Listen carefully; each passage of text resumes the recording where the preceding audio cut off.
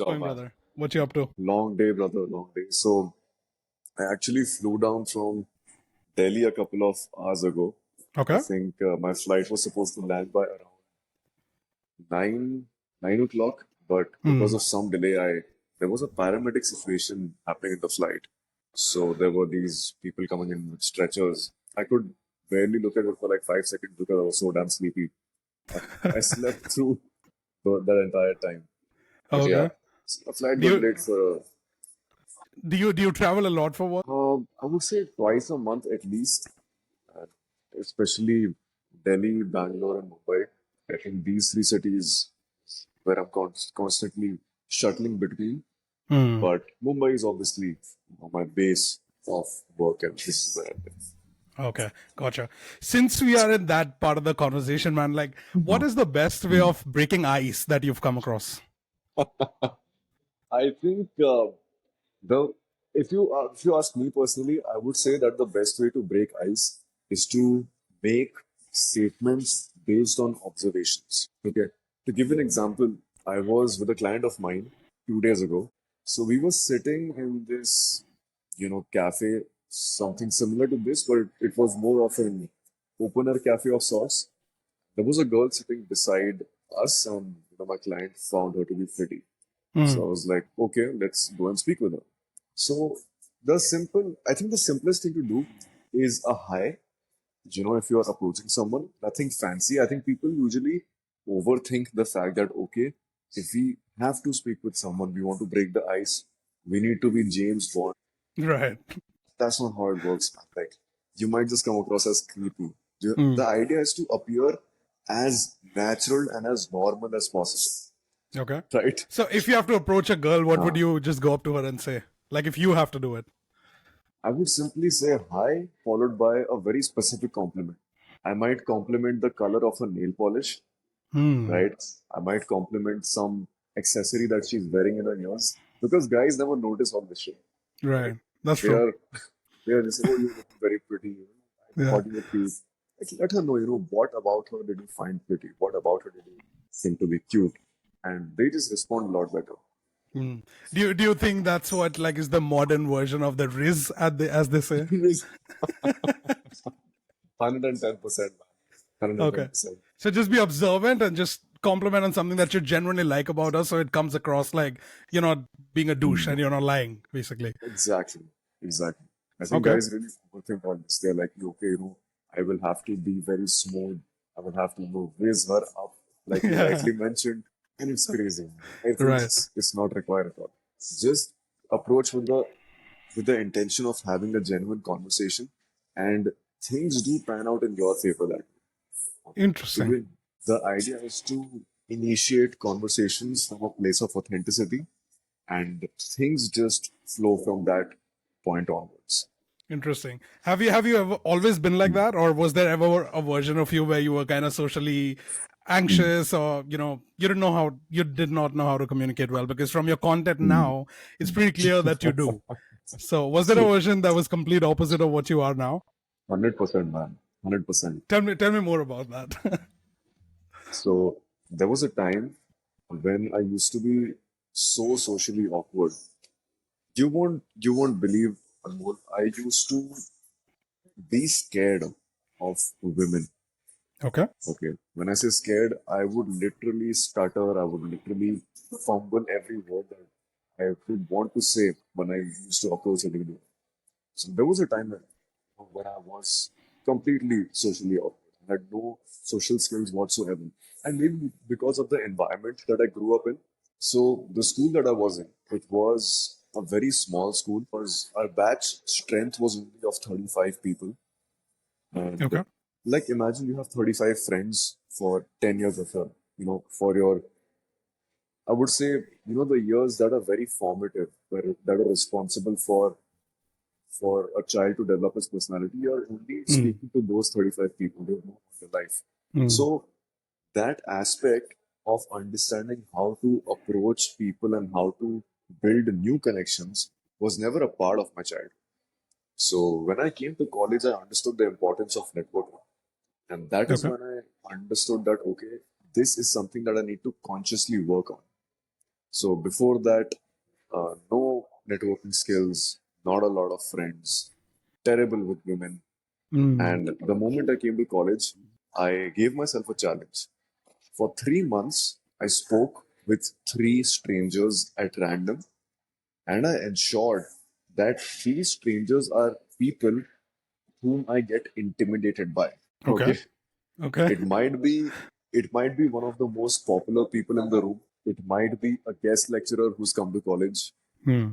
might be a celebrity, might be an influencer, or and most often times it used to be a very pretty looking girl, right? Okay. Do Because you remember an interesting conversation that happened out of that? an Like in the interesting beginning when you just started doing it. in the beginning it was some I think the first 15 to 20 conversations went like, hi, how are you doing? Fuck Hmm. off. Not Those kind interested. Not of interested. yeah, man. Not interested. And then eventually it got to a point where I just genuinely stopped caring about the response of the other person.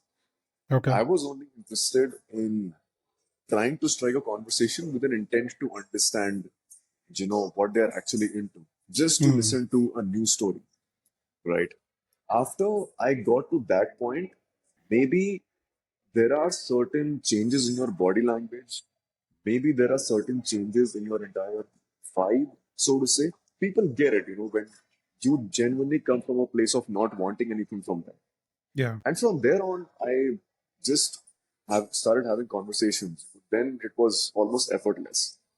Do you think it was because you Hmm. started getting comfortable in your own skin? Yes, I think that was a part of it. Um, I wouldn't say that I am still completely comfortable in my own skin. Okay. I think maybe also in a good way because I see that even you are into fitness. Yeah, a little So, bit. you know, I love going to the gym as well. I love working out. So I constantly see my pump going away whenever I'm missing a few sessions because of work. Hmm. So it does make me conscious. I'm like, It damn, man, I hurts, feel, doesn't it? I, it does, man. It hurts like a bitch. I, I feel small, like shit, my clothes are not fitting me as good as they used to. Right. So maybe if I was someone who's comfortable in his own skin, maybe these things wouldn't matter to me. But the fact is that they do, Hmm. and I'm pretty okay. Okay. As long as you accept Hmm. it, I guess, because there comes a point where if you don't accept Hmm. yourself, because it's a long journey, right? There are highs and there are the lows. So some days you're going to feel like, oh, I feel awesome today, man. Let me just, Hmm. chase my Hmm. goals, and you feel all Hmm. motivated. And there are days where you're not feeling that Hmm. much, but then Hmm. I guess it's just about showing up, isn't it? Now, I see that you've met like super interesting, and you work with celebrities, and Hmm. like I've seen pictures of you with like the likes of Tiger Shroff and everything like that. So when you meet Yeah. people of of that social caliber, Hmm. what is something that you notice about them that kind of makes them stand out? I think what makes them stand out is our perception of them. Okay, And I'm not even kidding. And I'll tell you elaborate. why. So, when we see people on big screens, the thought behind it is very simple. The bigger the screen, the bigger the image. Hmm. When I say image, this image is the one that is formed in our mind when we are seeing them as viewers, right? So, when you meet someone whom you have always been seeing through a barrier of sorts, you always know that okay, there is a sense of the fact that they are very distant from. They are living a life which a lot of people could only dream of living, Yeah. right? That thought of them being unattainable is what makes them unique. Because when you Hmm. meet them, we're like, Arey, maine to tumhe, I've seen you on these screens, I've seen you, waving towards these crowds of huge people. And Yeah. here you are sitting in front of me having a conversation, Hmm. right? So I would say the moment you start seeing them as people, that entire aura of you being a normal person speaking with a celebrity, I think that goes on. And Okay. I feel it is important for both them and for you because if you always keep them on a pedestal, you will never be able to have a human to human connection with them. Mm. And if Right. not to you, it's unfair to them, right? Because there is a reason why they're talking. Maybe because you guys are doing business together. Maybe because they want some value out of you as well. Mm. And if you don't treat them like a human, then it's unfair to them. It's unfair to their time as well. So keeping that in the back of my head, I think that helps me tremendously when I'm networking with these people. And after a point, again, you get used to You get used to it. Yeah. It's just practice, right? it. Yeah, One way of exactly. looking at it. Do you have a 100%. favorite public speaker? Somebody who you look up to, somebody who you love? Um, there is there is a person named Vin Jiang.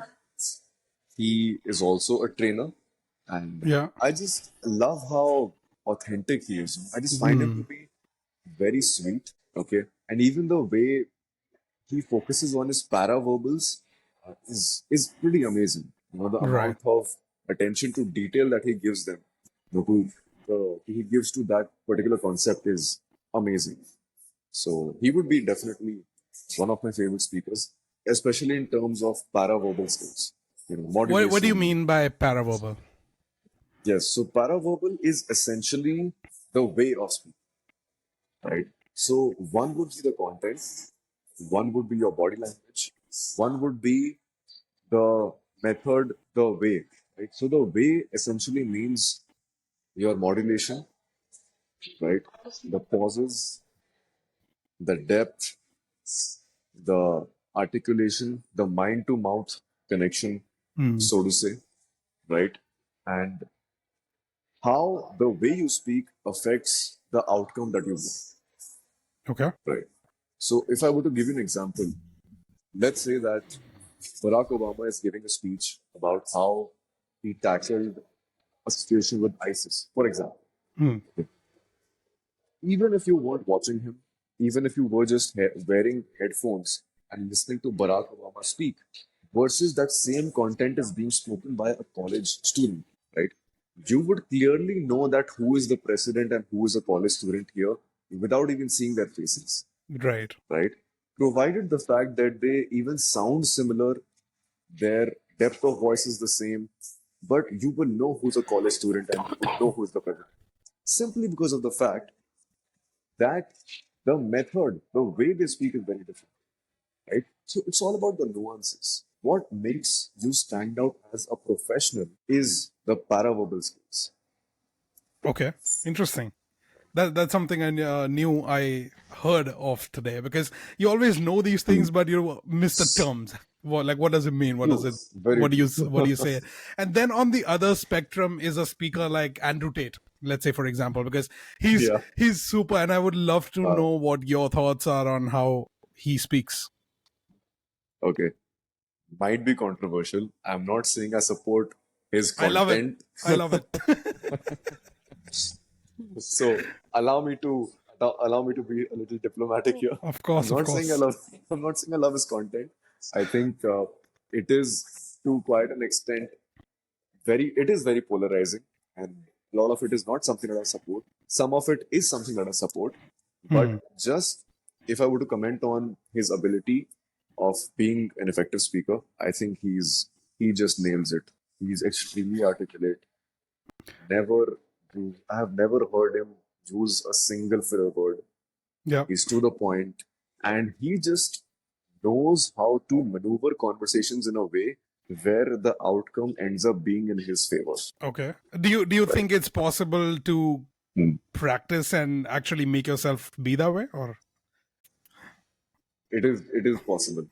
So Okay. there are people who are who have the gift of the gab, Hmm. definitely, right? But there is a way to practice it. The only thing is that the practice in itself is very toxic. Okay. So, okay, so the practice would include you thinking A from a very outcome oriented perspective. The practice would include you very consciously stepping out from an empathetic point of view, because it's not empathy that we are currently looking at. We are only focused on the outcome, Hmm. right? The point is not to understand the other person. The point is to ensure that they imbibe and they act upon what we want them to act upon, Right. right? So there are a lot of ways to do it. A way that I can think of from the top of my head is derived from a conversation that I was having with an investor a couple of days ago. Okay. Now this guy Anmol he has a net worth of around 800 crores. Okay. Okay. And a lot of these people, they simply become this way because they know how to tackle people, right? So what these people do is, especially when they're investing in early stage startups like mine, for example, they want to get as much equity as possible in the beginning, Right. right? So eventually, after you build the startup up to a certain scale, they just take it from you, and there is nothing you can do about it. Okay. So they might want an equity that's around 51%, 60%. Okay. Now, convincing a startup founder to give off 60% equity in the beginning is definitely not an easy thing to do, right? Because it is their baby, it's what they're building. Right. So now let's look at what these guys do. Okay, how the manipulation part comes into play. The first thing is to break the person's confidence in their own idea and in themselves. Okay. Okay, So make them so question themselves. exactly. Okay. So it's not even the fact that you have to convince them that your idea is bad. You just have to plant a seed of doubt in their mind that think about it. Like think about what I'm trying to say. Okay. Maybe the market that you're targeting is not big enough. That doubt is very easy to slip in because you don't have proof of concept. Correct. Because as of now, you have not gained that entire market share. Maybe you will 2 years down the line, Yeah. 100%. But just because currently you're not in that space, it's very easy for them to plant that seed of doubt. Once they do that, once the question sets in, they will constantly hammer on that point. Okay. Okay? They will plant more doubts here and there in your capabilities, in your idea. And they will redirect you that, okay, maybe you can try this as well, you can try that as well. It creates some sort of mental confusion to a Of lot of course. people, Of right? course.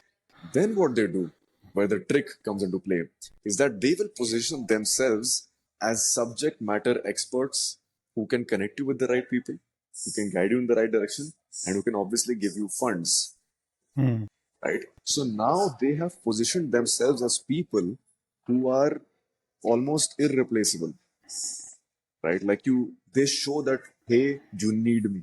You can't do anything if I'm not there in your organization, Okay. right? And a lot of people, they get convinced and they are willing to give up as much equity as they ask because their only goal is to, for them to see their company grow, for them to, achieve whatever they set out to achieve. And then after 5 years down the line, they can sell off the company. There's nothing you can do. And then there's this question of do you want 100% or nothing or 40% of Exactly. something? And they put you in that weird spot and you have like a call to make Exactly. now. Okay. Exactly. Exactly. So Interesting. now this is one way to do it. Is it toxic? Definitely. I feel Yeah. by all means. Would I do it? I would never do it. But is it important for people to be aware of all these things? 100% yes.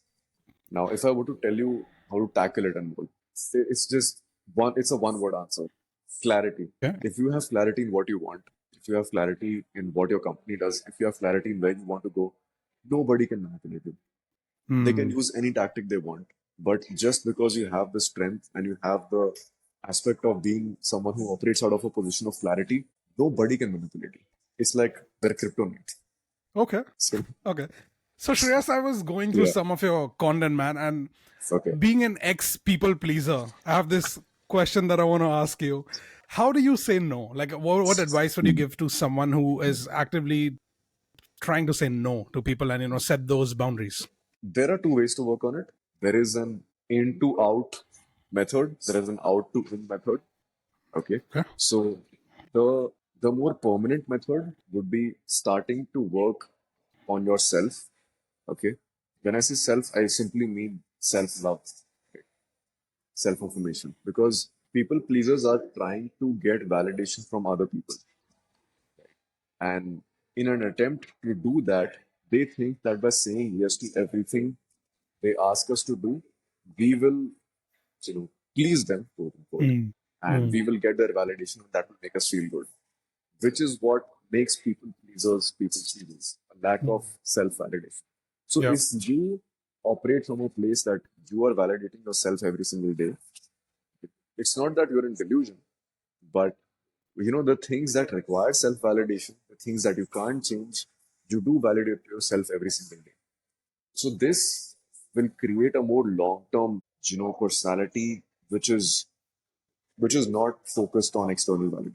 So this method is supposed to eliminate the people pleasing aspect. Okay. The other aspect would be you force yourself into it. So they're also to a certain extent scared of the outcome. That okay, what if we say no and what if this person leaves us? Yeah. Right? Do it once and find out. Okay. There's Right? only one way to find out. Yeah, there's only one way to find out. And the best part is that if they leave, then they were not supposed to be there to begin with. Mhm. Right? And if they understand them, Because in yes, the process, you do lose your respect. And yes, after going through all these cycles of being with, let's say, there are a lot of people who deal with narcissistic people in their lives, whether that be their parents or friends, partners, just business relationships. And you seek validation so much that you stop respecting yourself, and I think that's where the ship starts to go down. But what are some things you can do on a daily basis to affirm yourself of these things, of these feelings?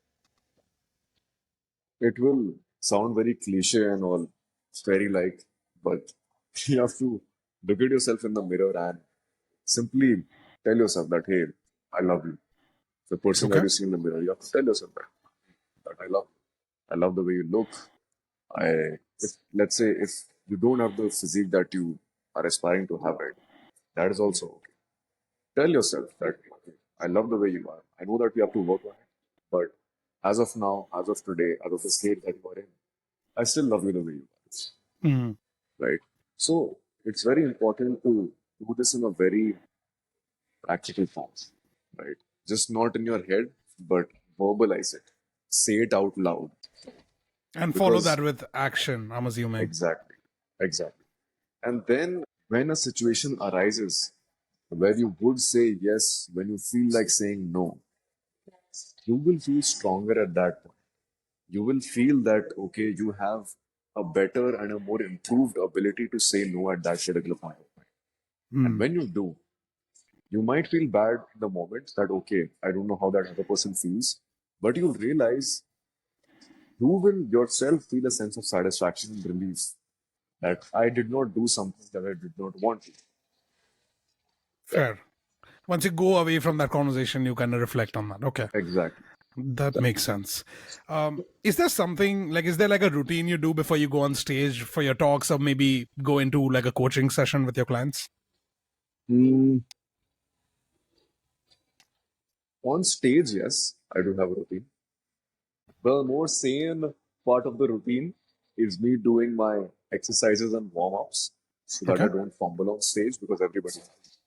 So it's important to warm your voice up. It's important to, practice some enunciations and tongue twisters. There's this trick I do where I bite down on a pen and then I speak a couple of sentences. And Mm. then when you take that pen out, your mouth is more warmed up, right? You're very naturally able to open your mouth more when speaking. Can we do one And of these exercises right now? Is it damn. possible? Sorry to put you Okay. on the spot, but let's do it, man. Okay, sure. Let me find a pen if I can. Okay. I'm gonna Oh find one too, boy. Let's do it together. Okay, sure. This tells me that you're comfortable in your skin because you're sitting in a Starbucks and you don't give a fuck as to what other people will think of you. Oh yeah. That when I step out of my house, I just leave my fucks at home. Oh, yeah, literally somebody's like, "Fuck, sorry man, forgot I it don't have today. it. I don't have I it. don't have it today, man." If you don't have a pen, we could do something else, like another activity, maybe like an enunciation that you were talking Okay, about. so there is another thing I do. It's basically taking deep sighs. Okay, so Okay. what you do is essentially you raise your arms up above your head. You take a deep breath in, and then you sigh out. Almost like you're relieved. So what you do is you raise your arms up.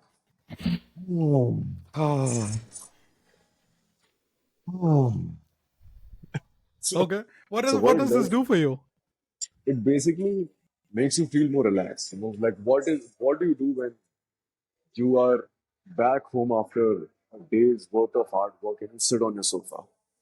Oh, I see. Oh, Okay. that's what you I do. think it sends like a message to your nervous system, calm the hell down. You're okay. Exactly. Exactly. So that is the point of it. You feel relaxed. You feel, very, yes, you feel calm. Hmm. And what also it does is that when you sigh, you basically have to make a sound from your chest and from your stomach, right? Because Okay. a lot of us, we tend to speak from our throat, okay, which is not the best way to speak. It strains our throat, and plus your voice sounds strained, okay, and Your I voice feel sounds what, sorry? it sounds very strained, right? Strained. Okay. Because usually when do we speak from our throat? When we are nervous or in a situation of anxiety, some 10 things are happening around us, Hmm. "Arey, ye bhi kar," this is what we have to do, that is where we want to go, and the boss is trying to score. It's very straining to even to the other person, because that Of vibe course. is, people get the vibe. And when you start speaking from your chest and from your stomach, you can only do that when you are at a place of rest in your mind, Hmm. right? That is why we have a morning voice, because in the morning it's not only our muscles and our body that is relaxed, but it's also our mind. We are completely blank when we Okay. wake up, right? So I never that thought of it that way. translates. I know it's very interesting, right? It literally translates into our voice, and you will notice when you are listening to someone who has a deep voice, you will yourself feel very relaxed, Okay. right? I'm sure you can tell, right? Yeah. Was your voice always like this? Like deep? Oh no, No? never. So My that was father, actually going to be yeah. my next question. That is that Okay. something you can do? Because I'm trying to work on that myself. Uh, Like, is there something you can do to actually deepen your voice? Is there an exercise you'd recommend me doing every day? yes, you can do a lot of things. So my voice was never this deep. I used to sound like a little girl, and because my father was in the army, he was a commando in the army. Okay. He constantly used to shout at me, tell me that you sound very girly, speak like a man, and speak louder or speak in a more regimented way. So Hmm. that got to me as well. There is a there are a few things that you can do.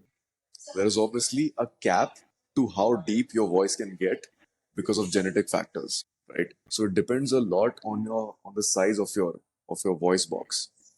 Okay. So think of it as guitar strings.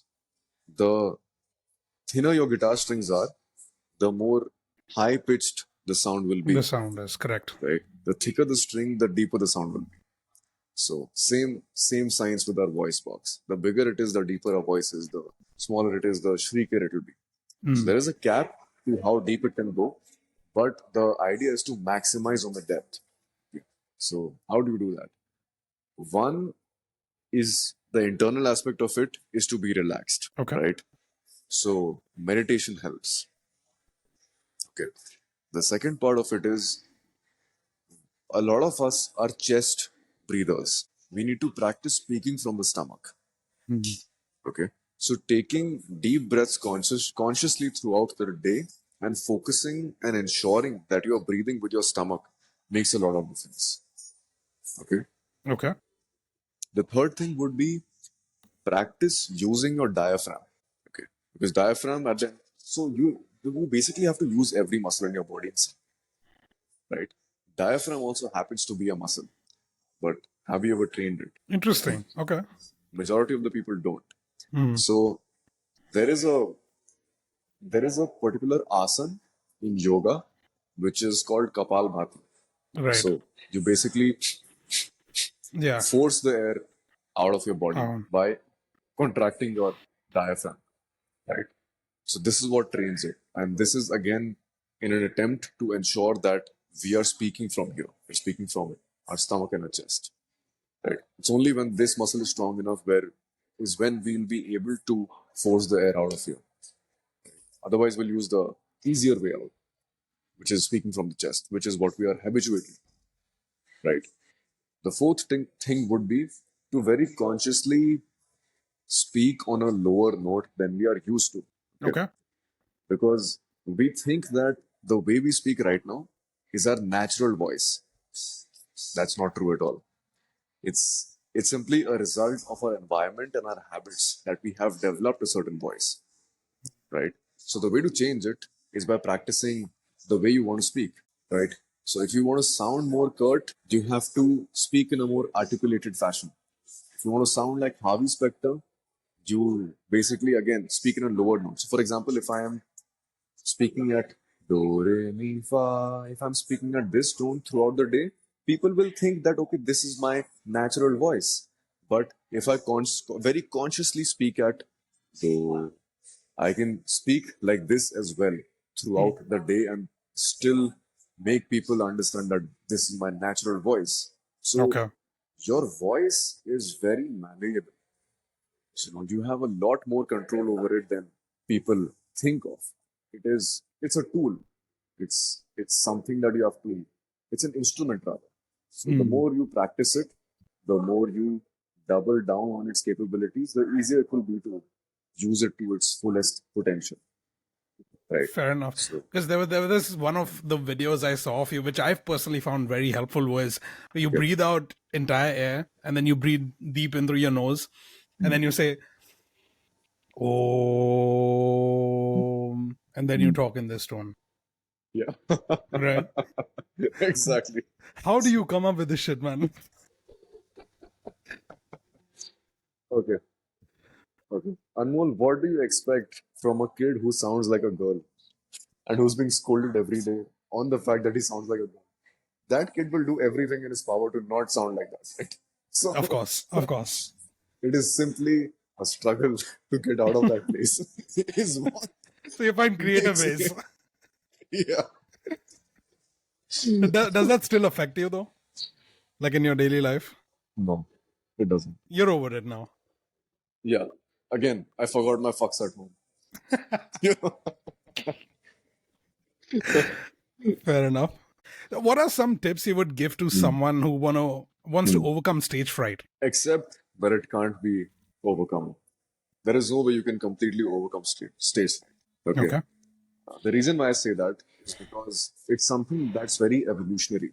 Now, in olden times, in order to be accepted by the society, we were forced to have average views or common views. Anyone who makes an attempt at getting on a pedestal and telling people that, hey, this is what we should do, and the opinion, if let's say, is contrary, if let's say that opinion is not widely accepted, if they reject his opinion, then that person is either pushed out of the kingdom, thrown out of the kingdom, or thrown out of the tribe, right? Hmm. So humans are social animals. If we don't move in tribes, if we don't move in groups, we won't be able to survive in the wild. So Right. people were afraid at that time to raise an opinion in the fear that if it's contrary, then I will be thrown out and it's as good as being dead. So the negative output that could have happened because of speaking up in front of people was death, right? Damn. Now it just so happens because we have grown as a society, we won't die. At the most, someone will throw a tomato and say that, hey, we don't like you. Or just Big shame deal. you. Or to shame. Exactly. Yeah. Big deal, right? Okay. Or Yeah. people will doze off if you don't sound interesting enough. But because of this aspect, that fear is constantly there. That, okay, we might die. Hmm. The only way to overcome this is to realize that anxiety and excitement, they have the same reaction in our bodies. Okay. Okay. Our breath gets faster. We start breathing faster, right? We feel a little jittery. Our palms start sweating, right? We are not able to think. We're in a spiral of thoughts. Excitement is pretty much the same. Right. It has similar body reactions. It's just the label we give to that emotion is what makes the difference, right? So if you just think that, okay, I'm not nervous or I'm not anxious going on stage, this is excitement, you'll feel that change instantly. Okay, so you tell yourself you're right? not anxious, you're excited. Exactly. And the next Okay. moment you will have to control your excitement before you get on stage. Hmm. You know, it's literally like a switch if you practice it enough number of times. So what if you are in between of a speech and let's say you're presenting something and you just forget your lines? So what do you do then? You forget it. Be comfortable with it. Okay. Literally. And if let's say the audience is, if it's not a corporate training session, for example, if it's a TEDx speech, for example, I'll probably even say it out loud that I just forgot my lines.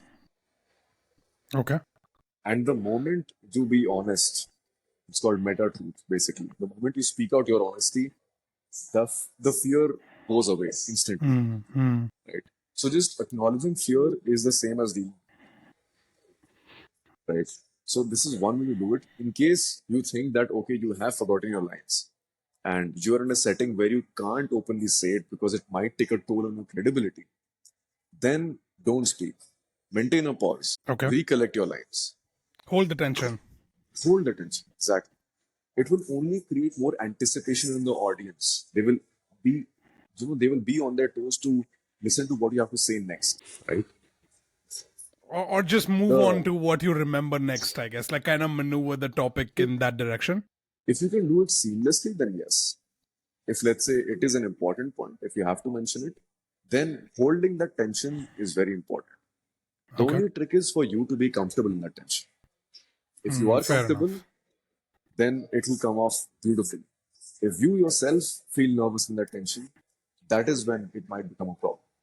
Hmm. So you need to be prepared for that. Yeah. You need to have enough reps in, have enough practice in of holding that tension in daily conversations. Okay. Now, let me think of how I want to phrase that. Because we spoke about holding tension, I think that's one way of engaging an audience, right? Like to keep their attention on you. What are some other ways that you can do that? Basically, how do you keep an audience Hmm. engaged? Multiple ways. I would say three of my favorite ways would be speaking faster when required. Okay. Everybody has a natural pace of speech. It would be somewhere around 120 to 160 words per minute. All right. The moment you think that, okay, the audience is now used to my pace of speech, start speaking faster. Okay. If you're narrating a story, there's an exciting point, and then you jumped on it, Hmm. right? That momentary change in pace is what gets people hooked on again, right? Okay. So, change in pace is one way. Modulation is a very important, and that modulation needs to be constant, and you need to ensure that it's not rhythmic. Okay. For example, if I speak that, hi, my name is Shreyas, this is what I do, this is how old I am, and this is what I'm going to speak about, and that is what I'm going to do. I'm still modulating, but because I now have this AABB rhythm, Hmm. people will catch on to the rhythm, and then I'm as good as being someone who speaks in a monotone, Hmm. right? It's like they almost are anticipating what you're about to say, Exactly. or at Exactly. least your tone. Correct. So I Yeah. think the moment you become predictable on stage or in relationships, it's as good as over. You know? That's a good tip. So just, even surprising yourself is important.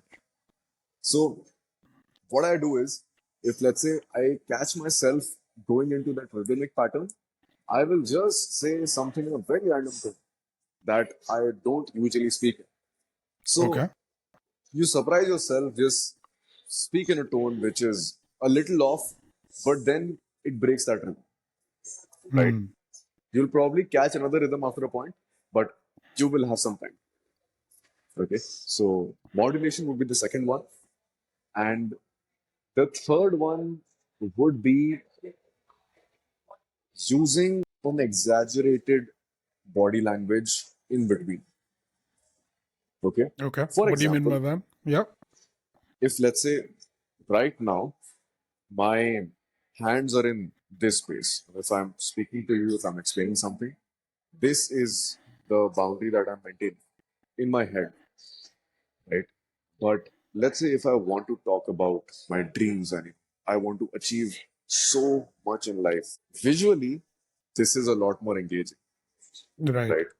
Just because you spread your hands apart, you also show other people that, hey, I'm not really afraid of showing myself as big, right? Correct.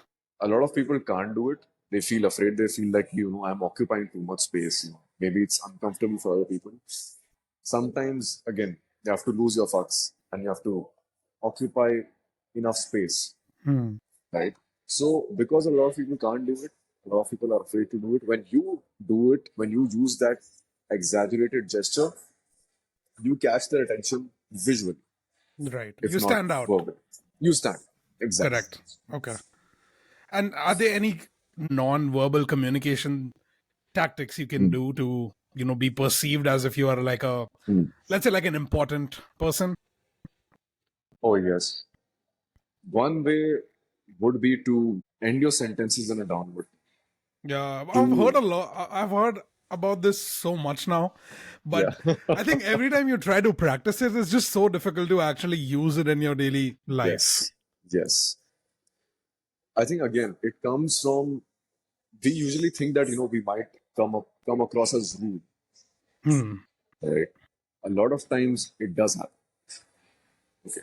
But it's also important to understand that it's on the other person.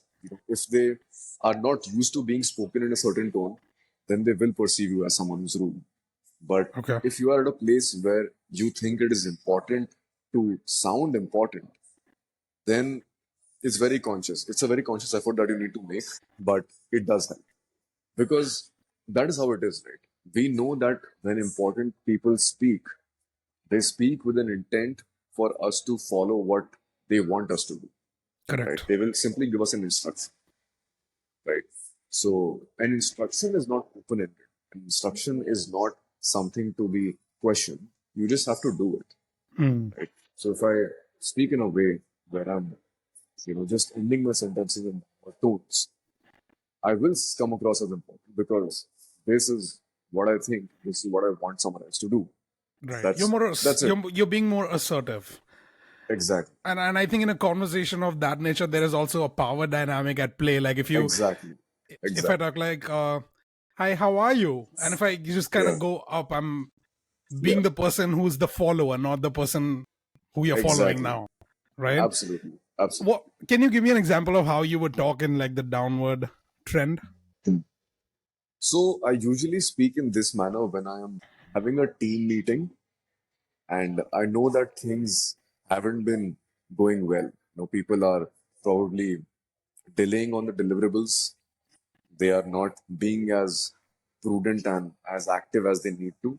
Then I conduct my team meetings in this manner Okay. that, hey, I'm all fun and games, and hey, the dynamic of the team is that they can work from anywhere at any time. Only the timelines and the deadlines need to be met. Right. I'm pretty cool that way. But if it doesn't happen, then the entire team meeting is conducted in a very objective manner and in a very assertive manner, right? So I'll probably start off the meeting as today's agenda is us discussing 5 points in terms of what we want to achieve by the end of this. Is that clear? Okay. The I see. beginning I see the itself, change. yeah. Well, So, I hope your team is listening to this, by the way. oh, they already know what I do. Take So, notes. yeah. Anyway, you were saying. Yeah, so the beauty about this is that even if the person knows that you are using a tactic, your brain won't really, differentiate. Like, Okay. you know that this is how the magic happens if somebody is doing a trick, right? But visually, or even, in this case, in an audio format, right, what the other person is listening, it will still have that effect, right? For example, if I do this one trick where I sort of like pull my thumb apart, Yeah. it's like I know how you do it. Yeah. But you still feel very, weird. Like, Oh my okay, god. oh my God, damn. I know, but it still looks interesting. Yeah, it's Same cool. with this. Yeah, Right. even Fair if the enough. person, even if the person knows that, okay, he is using this tactic, it will still work. Fair That's the enough. beauty of it. Because I think as a leader, you have to manage both images, even like whether it comes to the people you work with or your other stakeholders. So you kind of have to manage the whole image of being a leader and the image of being like the fun Yeah, boss, yeah. so to say, right? 100%. Are you able to find a 100%. balance doing that? I am more towards the fun side. Okay. So I have to push myself to be the one who is more, I would say, dominant and bossy, Hmm. but it is required. So, Yeah, fair right? enough. You need to also use the stick where you are using the carrot. Okay. So, Now, talking about fun, what do you like? How long have you been doing content creation? 3.5 months. Damn, are you kidding me? I That's swear it? to God. That's Okay. it. I Okay. swear to God. I thought it was longer, man. I think I've been following you for like 6 months or something, but okay, maybe just in my head. What for you is like the funnest part about being a content creator? the the part where I fuck up is the most fun. Okay, explain, man. If I send you a BTS video of mine, I'm sure you'll understand. But let's say I'm speaking about something, okay, and I'm trying to articulate what to say next, or I'm trying to form that entire structure in my head. While I'm doing that, I basically use this method of verbal vomit, Okay. where I simply say whatever comes to my mind without thinking, right? And it tells you a lot about yourself and the way you think. And the way I think is pretty fucked up. And I discovered that about myself, but I'm just rambling on, Okay. right? So I feel I get connected to my goofy side, I get connected to my inner child when Hmm. the camera is on, just, just screwing around and not speaking the actual content. And I feel very light. I get into the groove of, being that fun and being speaking in a more anchorish way on camera. I'll be like, okay, I'm having fun. And then three things that you need to follow in order to Yeah. You almost get scared, man. Like when you pull up on my feed, I'm like, bro, calm down. calm down. No, but I can tell, like, the fun part that you do off the camera actually, Yeah. I think, translates into the video because that the way you explain, it's Uh-huh. so much more easier to understand. It's so much more relatable because it's like what he's saying. I can actually go out in the world and I can do it like right now. I can practice this, Right. so it kind of helps that way. 100%. And that's the intention. Because Hmm. I feel that this is what is required.